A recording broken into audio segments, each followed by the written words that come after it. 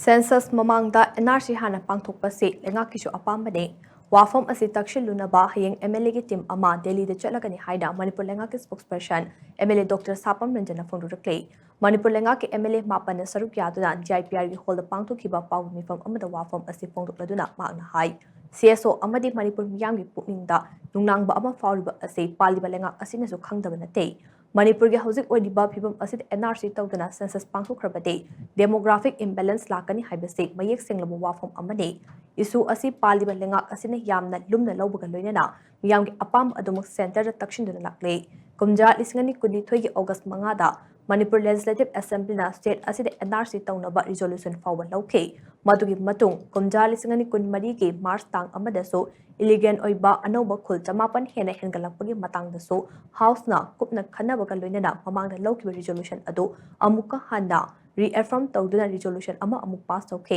kumja lisingani kulhumdegi January 13 daso lengaki level da the request for introduction and enforcement of NRC in the state of Manipur Hai Bihiram da lengaki commissioner home na union home secretary da endorsement letter amathake Madugi matung da amuka sukumja lisingani kunmari gi June 12 da Manipur lengaki joint secretary home na union home secretary da reminder amathaduna follow up tawragalake hauzik su process asi makhatan adumuk chathare Manipur lengak na tumina letokpanate wafam asi amukhana takshina ba hayengmak legislature singi team ama Delhi da chatuna central leaders sing unaragane Marak asida miyamna pendabadagi hauzik chathadiba general strike asi democratic oina sangsinbiyo violent oiba moongda khongjang sangsinbigano miyamgi apamba adu thabakta onthoknaba paliba lengak asina su kanna honari haina magna makha takhe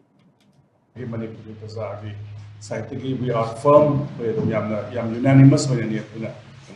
we stand that NRC to Gudobuni the census cannot NRC to Gudobuni we all stand as one we are in the same boat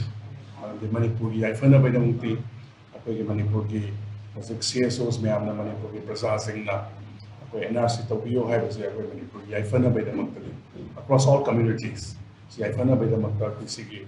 NRC issues that are serious lower with the Biade Manipuri Ifana by Manipuri Prasasing Gidamakta Manipuris Mayambi Ifana by the Muti to reiterate observation aduna koi government side tege koi yam kanna honori yam kanna zo koi takso taksalli amuka zo adum leptana adum taksandu lai duga hayeng mak koi gi elected representatives ki team mama government of India da Manipur ki burning issues of hana da gizo koi taksandu lai ba yam serious and luxury ba matters which is of utmost importance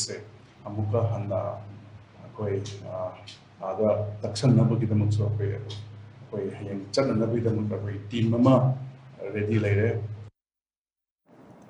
Paugi mifam aduda Manipur government case spokesperson MLA Thokchom Radesham na hai Manipur NRC hana pangthoklaba matung da census pangthokpa haibase aikoi mipum khudungmak ki apambane masida wakhalon khenaba amata leite CSO sina general strike tawraklaba kanda press conference asi pangthokpani haina lana khanbikano tangdu leitaba leitringaida census operation asi pangthokpikanu haina lengak asina center da kayara khana chithi iduna khangankhre hayeng chatkadoriba khongchat asi su miyamgi apamba sing ado central leaders sing da khangal lunaba chatkadoriba nei